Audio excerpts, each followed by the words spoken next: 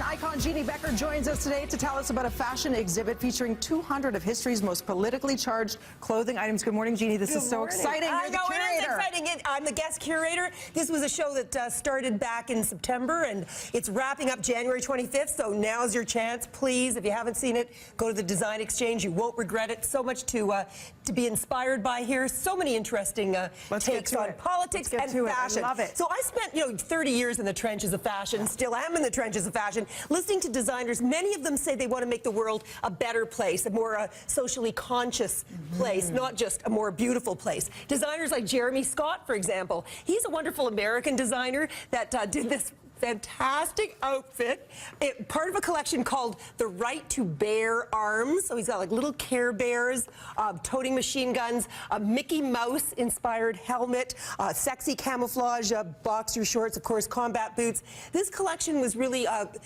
based on a very satirical juxtaposition of ideas here. We're talking about war, very serious subject matter, but he's sort of trying to say, it is not a warm and fuzzy subject. And innocence, too. Yeah. However, makes very strong statements here. A classic kind of punk bondage design by Vivienne Westwood and Malcolm McLaren. They were responsible for the whole punk fashion movement. Yes. This was started in London. This was designed in about 1976 in their shop in King's Row, and really just about the irreverence of taking a classic fabric like tartan that has so much to do with British heritage and yet being really in your face about it, and this whole idea of bondage really addressed all the oppression that youth was feeling from the establishment and hard times in the UK. This was a wonderful outfit that was designed in 2002 by Jeremy Lang, our own Canadian designer. It's a parachute. It's made from a parachute. Yeah. So he did this whole collection that was based on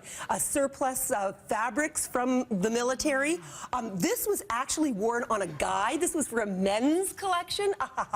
And the people that were carrying the train here, which were all these parachute ropes, were soldiers that looked like they were, coming out of combat. They were wearing sexy boxer shorts, and they had bandages on. They were combat boots, but a very strong statement about war as well, perhaps, about the army, and certainly environmentally correct kind of statement. You got it. Saying, repurpose this fabrication. Now what a story behind this. Well, this is fabulous. This is Margaret Trudeau wore this in 2007 when she and Pierre Trudeau were invited to the White House by Mr. and Mrs. Carter, the President Jimmy Carter and his wife. And at that time, you had to wear a gown if you went to the White House. It was just de rigueur. That's what people do. Floor length. That floor length gown, exactly, a gown. But, Margaret was very liberal, and she decided to wear a mid-calf She dared dress. show her calf and ankles. Yes, and she had a run in her stockings, and it created such controversy. She got raked over the coals for that.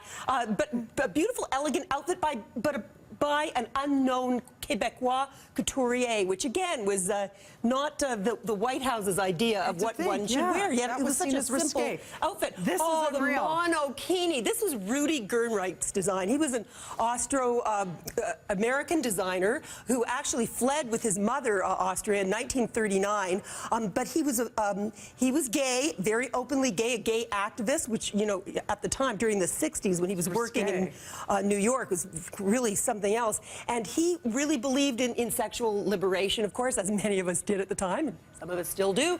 This idea never really took off, as you know, the topless bathing suit. However, it created such controversy. So he believed women would be wearing a fashion such as this within 5 years. So we're talking like mid-1960s. That's right. He thought this would be perfectly fine. I don't know if that's a good thing or bad thing. I don't know how I would have felt about growing up bearing my breasts. In many parts of Europe, this is pretty much how they dress, even minus the straps, right? Yeah, I know. And sometimes you don't want to see it. It's bad.